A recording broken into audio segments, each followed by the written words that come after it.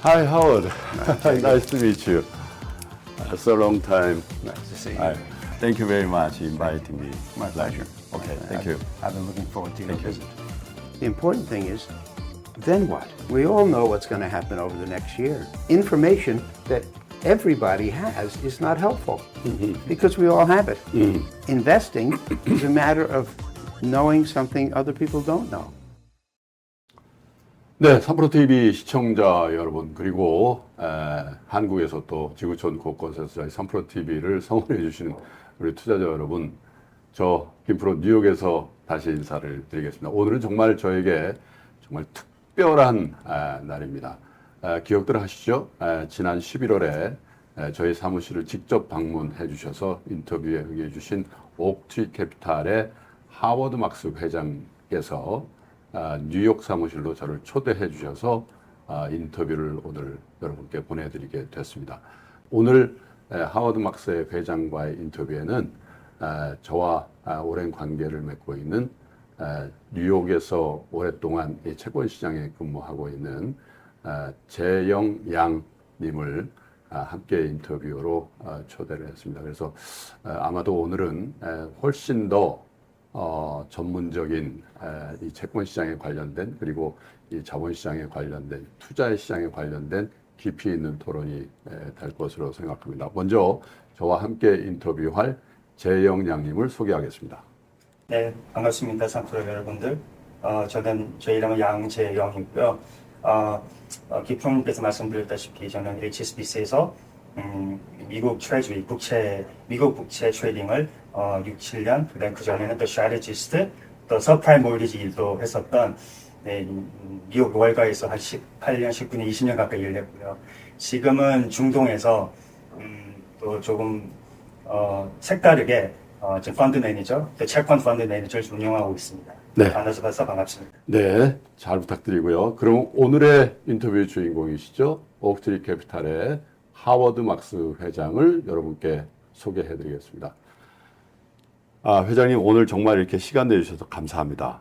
작년 11월에 저희 사무실에 오셔서 귀한 인터뷰를 해주신 이후에 한국 분들이 정말로 이 회장님의 어떤 식견이라든지 통찰에 대해서 매우 감명 깊게 생각하고 매우 감사하게 생각하고 있다는 말씀을 전해드리겠습니다. It's a pleasure to be with my Korean friends again. My trip to Seoul in November was very positive, and I'm glad to have a second opportunity to speak with you. 자, 오늘은 하워드 막스 회장님과 함께 최근에 벌어지고 있는 큰 변화에 대해서 몇 가지 질문을 드리고 또 인사이트를 듣기로 하겠습니다.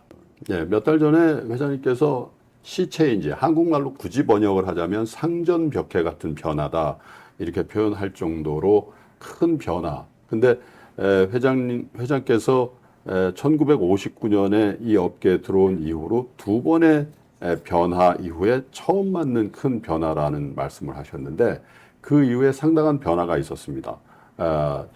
인플레이션이 상당히 내려왔고, 연준의 금리 인상은 이제 피봇을 앞두고 있다는 얘기도 나오고 있는 상황인데, 그때 메모에 남기신 시 체인지에 대해서, 근본적인 변화에 대해서 계속 그 생각을 유지하고 계신지요?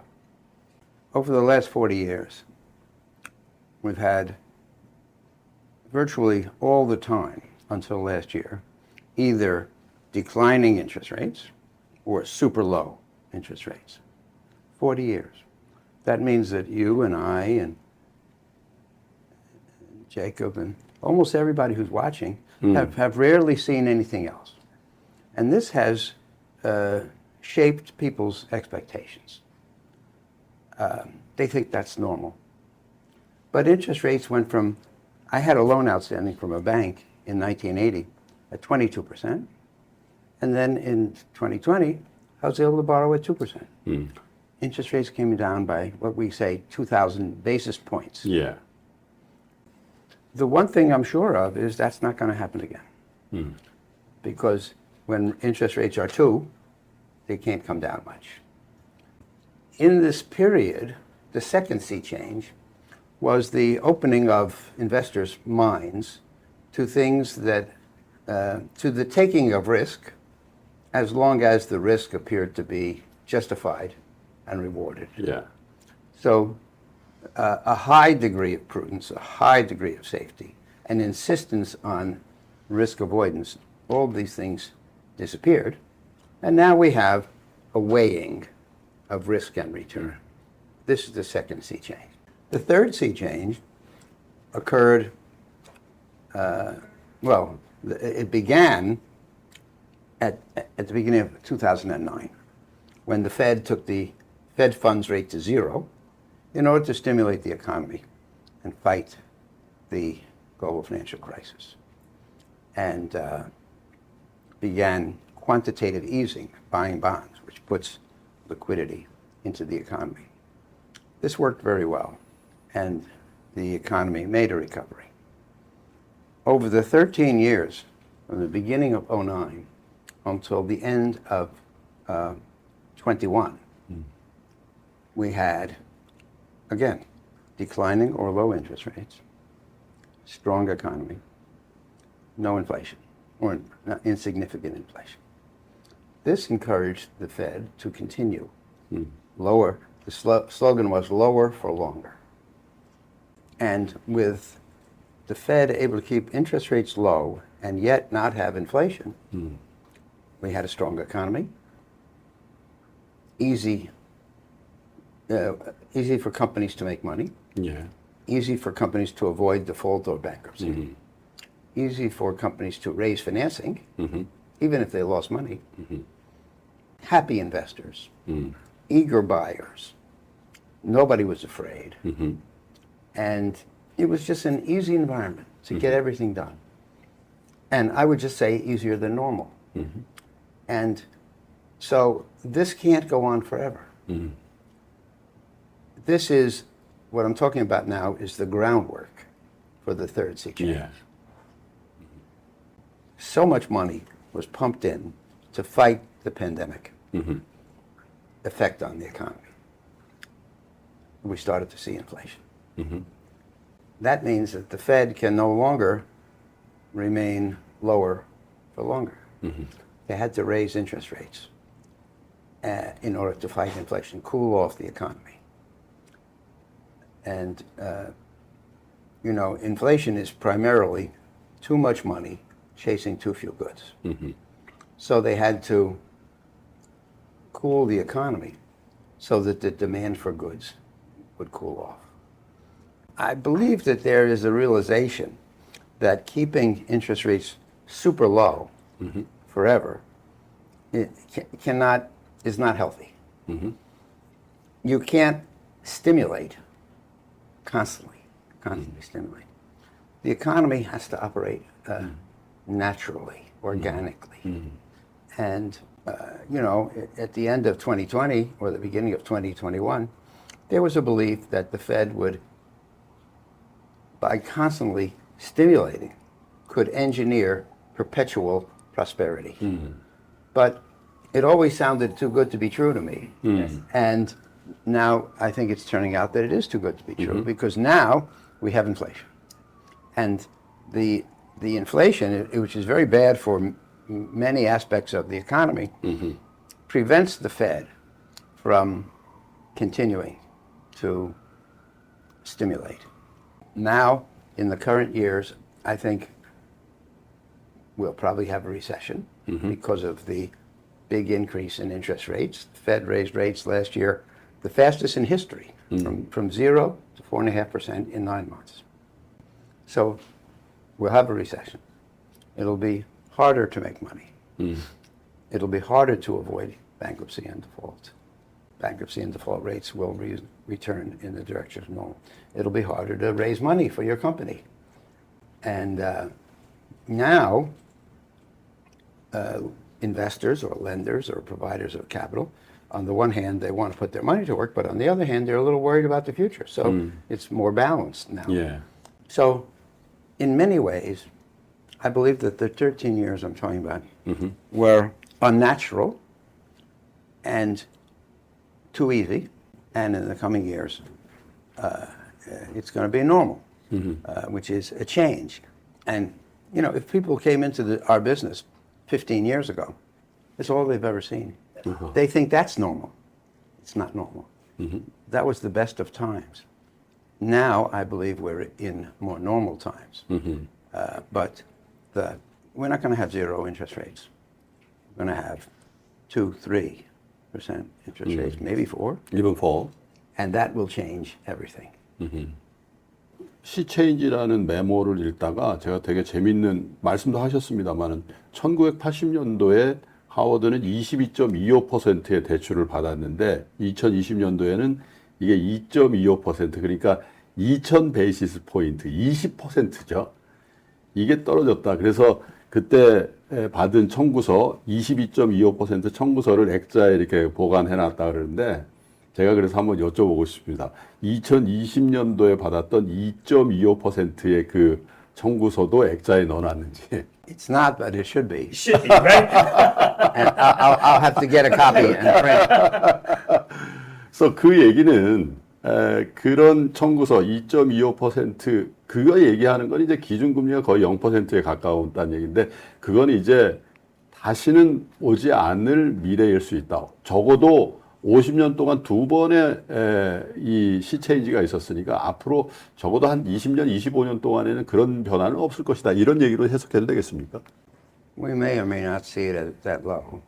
But I think the important thing is that rates have come down. I don't think they're going back up. But they come down. They're going to be more steady.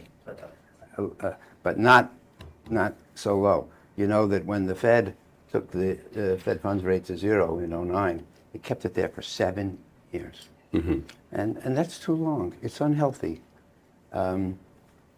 Zero rates is an emergency measure. We didn't have an emergency for 7 years. The economy was, let's say, doing fine by 2012, 2013, 2014. So 3, 4, 5 years.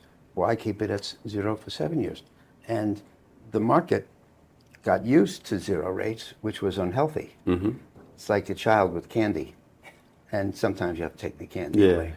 But they didn't do it.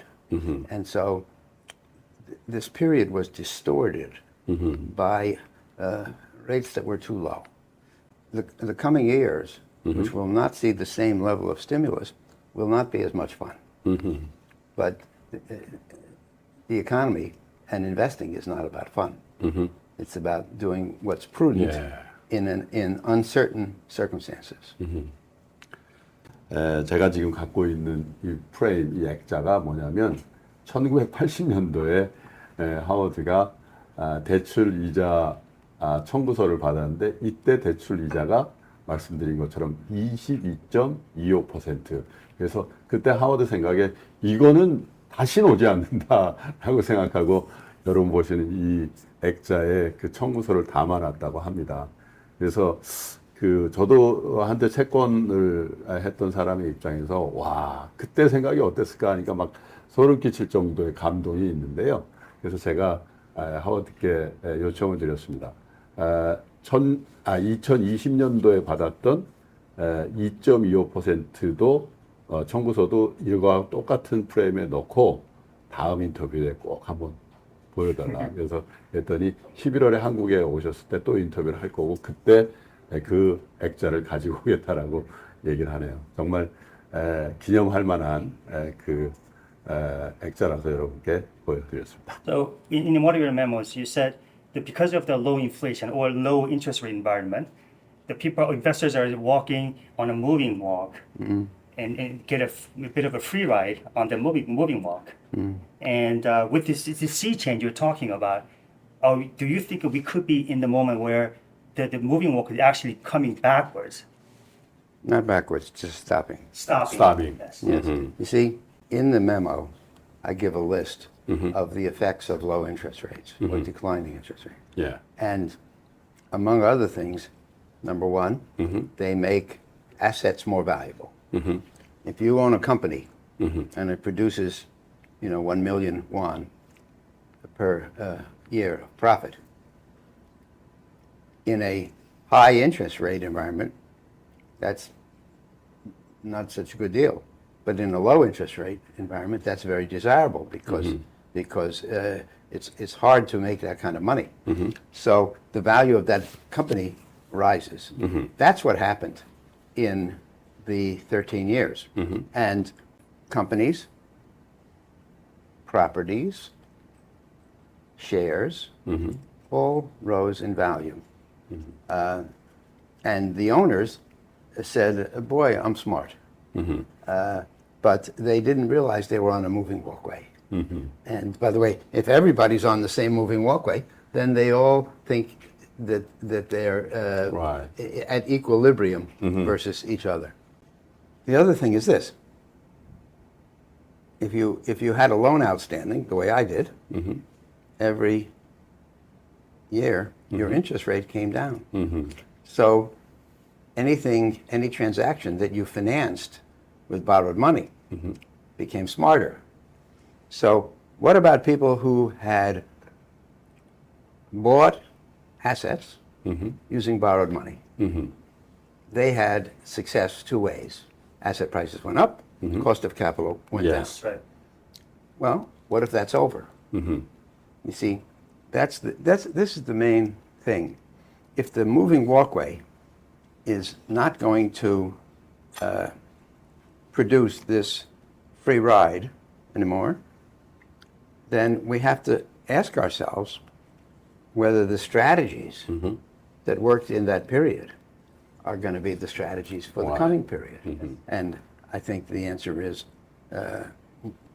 clearly not so much. 주제를 조금 옮겨 보겠는데요.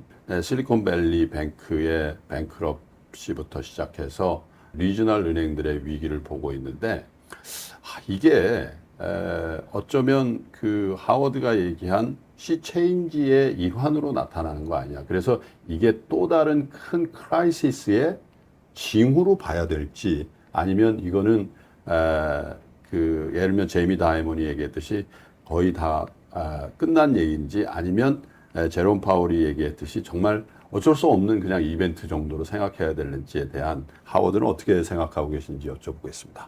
It's a good question. In the easy days that I describe, the 13 years, certain practices were encouraged. And in many cases, they were easy times practices. But when the times change and things become hard, maybe they don't work so well. So in easy times, when risk does not come home to hurt you, the person who takes the most risk makes the most money. And risk-taking is encouraged and continues and increases. As Warren Buffett says, when the tide goes out, we find out who was swimming without a bathing suit. And so when the conditions become normal or challenging, then the person who took the most risk has a problem. And that's much of what we saw. In thinking about our portfolios from the macro, I usually think about aggressiveness and defensiveness. This, to me, this is the main axis on which we have to decide. Right. So for you or for me or for Jay, there's a right amount of risk. There's a position on this line that's right for me. I don't have to save for my old age anymore. and I have plenty of money stored up. So I can afford to be aggressive. I can take a chance. Somebody else has to be more conservative because they have to ensure their future. So that's, we select our normal position. Then we say, what about today? Today, should I be more aggressive than usual or more defensive than usual? Well, the point is, nothing works all the time. Aggressive behavior makes you more money in the good times, but loses you money in the bad times. Conservative protects you in the bad times, but you have to look at others in the good times making more, which is challenging, produces envy. So the point is that the people who engaged in aggressive behavior in the good times had it perfect. But if they continue with that behavior when the times become more difficult, then they get into trouble. And there's an old saying in the lending business, that the worst of loans are made in the best of times. So when things are going well and risk-taking is successful, and there are no troublesome events, people become more and more aggressive, and they relax their standards, and they lend more money to weaker borrowers with less protection. And then when the cycle turns down, those are the ones that get into trouble. And so some of the banks that failed grew super fast, and some of them, like Silicon Valley Bank, were in an area concentrated. These are regional banks. So the SVB concentrated on a region that was engaged in an aggressive activity of venture capital, which boomed in the good times, busted in the bad times. And that contributed, that was not the whole problem, but that contributed to its demise. So you're absolutely right. The change in the environment is very, very important, and it should not be overlooked. Right.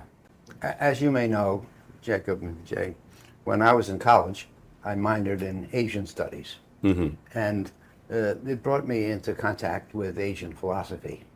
And I think one of the things I learned from that is the importance of attributing power to your environment.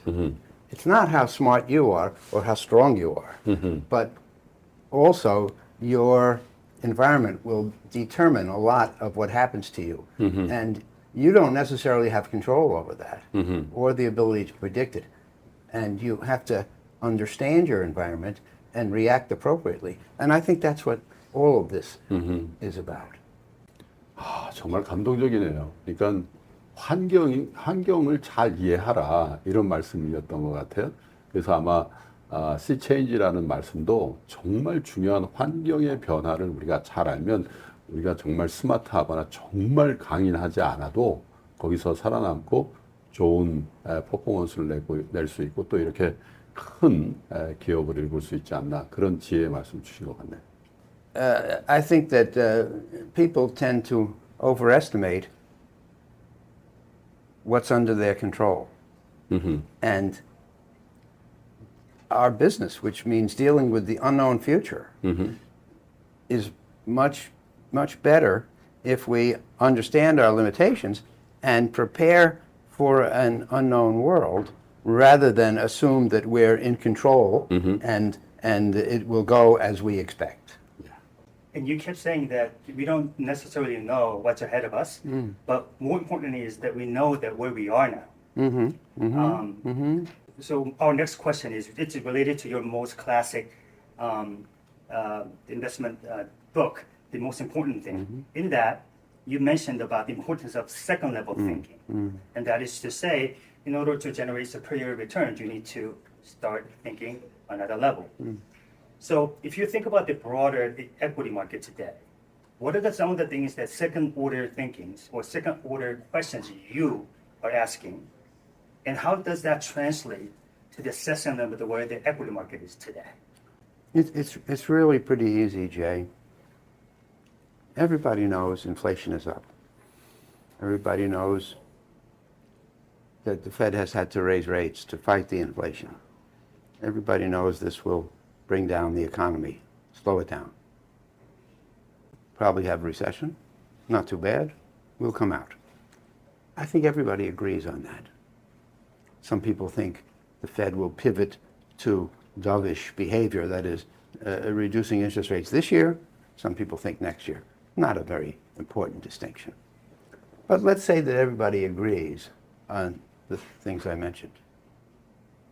That's not the important thing. The important thing is, then what? We all know what's going to happen over the next year. Information that everybody has is not helpful because we all have it. Investing is a matter of knowing something other people don't know. So this idea of what the next year holds is not very helpful. Nobody has taken issue with the basics of sea change, but nobody has said, oh, yes, I agree, it's going to stay that way for 5 or 10 years. That's the important thing. If it's true that over the next 5 or 10 years, we're not going to have interest rates that are declining or ultra low, that's the important thing. And that means that the economy will not be as stimulated. Defaults and bankruptcy will be higher. Importantly, today, because interest rates are higher, an investor can get very good equity-type returns by investing in debt where your return is contractual. You're not depending on the market. You come from the fixed income world, so you lend out some money, the borrower promises you interest, and then he pays you back. And your return is a certainty as long as he pays you. If he doesn't pay you, you get his company. So he has a lot of incentive to pay you. Well, if you can get a high return on that basis, that's very attractive. And that means to me that to take the return, the risks that are associated with equities is not as important.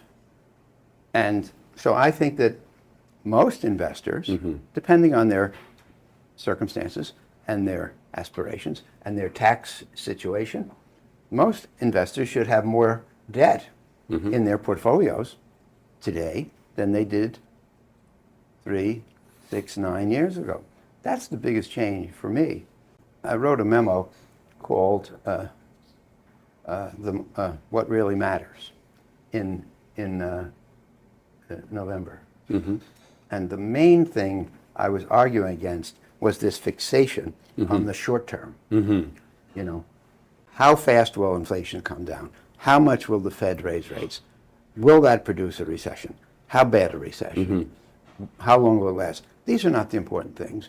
Your viewers running their portfolios should be concerned about 5, 10, 20 years, not 1 year. And so they have to think about things that are more long-lived than just the ups and downs of inflation, recession, and rates. The Sea Change 메모에서 지금 말씀해 주신 거에 연관해서 굉장히 저도 잊어버리고 있었던 거 하나를 기억하게 됐는데, 하워드가 처음에 업계에 들어왔을 때 가장 인기 있는 주식들이 니프티 50 주식이었다고 합니다. 그때는 이 주식을 안 사는 게 바보 같은, 그리고 영원히 이런 주식은 주가가 오를 거라고 예상이 됐었는데, 놀랍게도 1974년까지 그 니프티 50 주식을 가지고 있었다면 투자 손실이 만약에 90%가 됐을 것이다라는 얘기를 하셨단 말이에요. 그래서 요즘에도 특정 섹터나 특정 자산에 집중적인 투자가 일어나면서 사람들은 거기에 열광하기도 하고 또 정말 밸류가 있는 주식들에는 외면하기도 하고 이런 현상들이 계속 나타나고 있는데, 계속해서 이 하워드 같은 투자의 그루들이 그렇게 쏠리지 마라, 그리고 항상 반대로 생각하라, 이렇게 교훈을 주는데도 불구하고 사람들은 바뀌지 않습니다.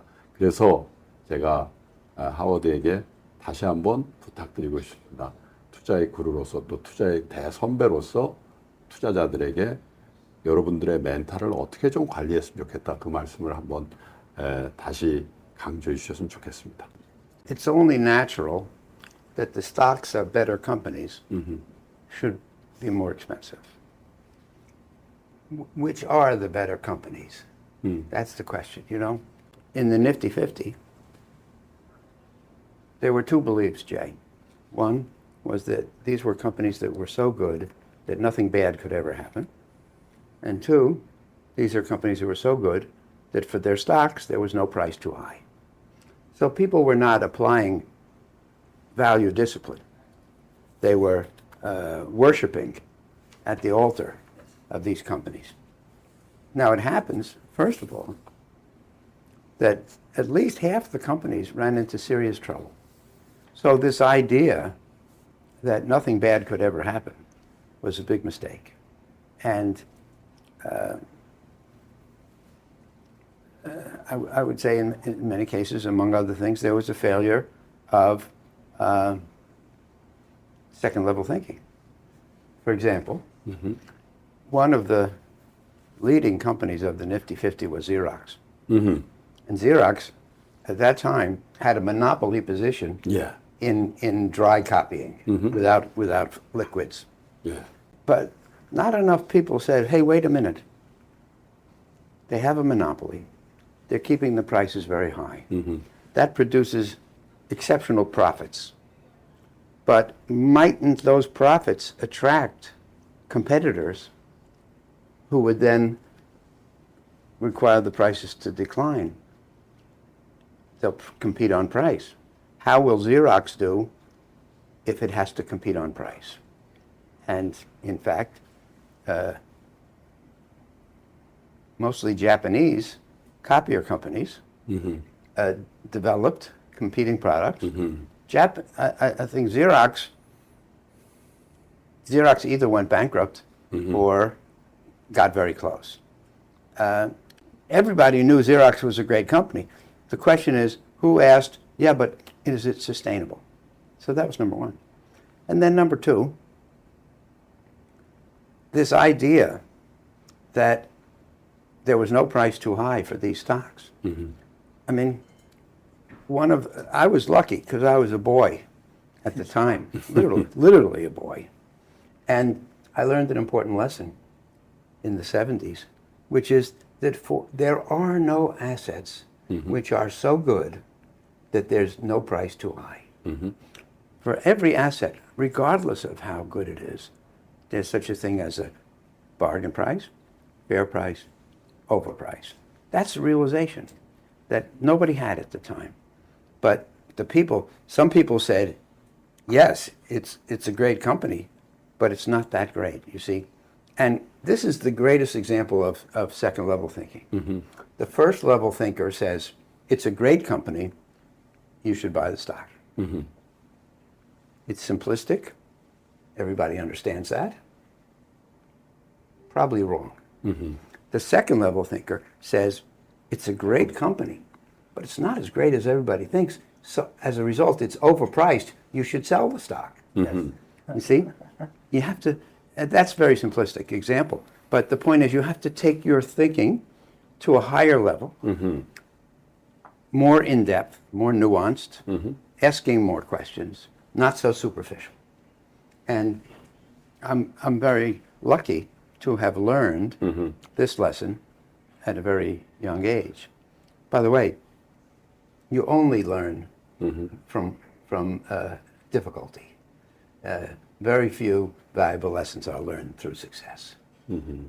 69년도에 업계에 입문하셨으니까 54년째가 되는데 54년 동안 이 비즈니스 이렇게 하고 투자를 하시면서 행복하셨는지 또 그 54년 동안에 이렇게 많은 투자를 꾸준히 하면서도 또 다른 분들을 위해서 메모를 쓰면서 이렇게 지혜를 나눌 수 있었던 그 원동력은 무엇인지 여쭤보고 싶습니다. When I was young and learning, people shared their wisdom with me. I can only do the same. I have to, we say, pay it forward. Pay it forward. Pay it forward. I'm just very happy to share my ideas. The ideas themselves are not the key to success. The key to success is good implementation. So I'm not worried that I'm going to give away my livelihood. But it just seems, if you read all the great mathematicians, philosophers, historians, aestheticians, everybody, they have an idea, they wrote it down, they shared it with the world. And I hope my ideas are worth sharing. I started off sending the memos to my clients. I thought they should have the benefit of my thinking. And Of course, it's bigger than that now, but still, I want to leave this world a better place. Now, I'm not able to be a statesman or a nuclear physicist or a polar explorer. I work in a small world. But, you know, I get a lot of letters from people who say, you changed my life. You helped me go in a new direction. To me, that is so gratifying that you know, that's what I did with my life. Hopefully, along with being a good husband, parent, grandfather, friend, community member. But the thought that you could make other people's lives better through your intellectual process is it's all you need. 제 생각에는 하워드가 어떤 정치가보다 또 어떤 원자 물리학자보다 혹은 극지방 탐험가보다 저희 보통 사람들, 특별히 투자자들을 위해서 훨씬 더 의미 있는 일을 해오셨다고 생각을 하고요. 네브라스카의 오마하에 가서 버크셔 해더웨이 주총장에서 멀리서나마 워런 버핏과 찰리 먼거를 만났습니다. 아시는 것처럼 찰리 먼거는 내년에 100세가 되고요. 워런 버핏도 이미 90대인데 저는 개인적으로 하워드께서 정말 이분들보다 더 오랫동안 우리 투자자 여러분께 지혜를 나눠주셨으면 좋겠고 또 부디 건강하시기를 바라겠습니다. 그래서 마지막으로 여쭙겠습니다. 하워드께서는 언제까지 투자를 하시고 또 이런 메모를 통해서 그 인사이트를 나누시고 싶으신지요? I'll do it as long as I can. You know, it's extremely rewarding in my life, and it's so satisfying when you push through to an idea, to a thought you never had before. It's just the greatest thing, and this is what makes the profession of investing very interesting. And you know, I'd like to do it forever. I just spoke to Charlie yesterday, and you know, he's enjoying his life. Maybe I should have set a goal of 99. But my own father lived to 101, so maybe that should be my goal. But Warren Buffett, he talks about the fact that he skips to work in the morning, and I don't know if I can skip anymore. I don't know if he can skip, but the excitement of dealing with ideas keeps us excited about going to work. And when I lose that, I think I'll lose a lot. I look forward to interviewing with you both in 20 years. Please. We would love to. Please. Very good. 정말 감사합니다. 그리고 굉장히 이렇게 유머를 주시고 또 격려를 해주셔서 감사드리고 말씀드린 것처럼 정말 오랫동안 우리 투자자들과 함께 해주시기를 간곡히 부탁드리고 또 11월에 서울에서 저희 오피스에서 또 다른 인터뷰를 기대하겠습니다. Thank you. 자, 삼프로TV 시청자 여러분 그리고 투자자 여러분, 하워드 막스 오크트리 회장의 집무실에서 1시간가량 인터뷰를 해드렸습니다. 개인적으로 제가 삼프로TV를 시작한 지 5년이 됐습니다만 정말 감동적인 인터뷰가 아닐 수 없습니다. 같이 인터뷰해 주신 양재영님에게도 감사의 말씀을 드리겠습니다. Thank you very much. Thank you. Thank you very much. 자, 여러분 저는 서울에서 다시 인사드리겠습니다. 지금까지 시청해 주신 여러분 고맙습니다. Thank you.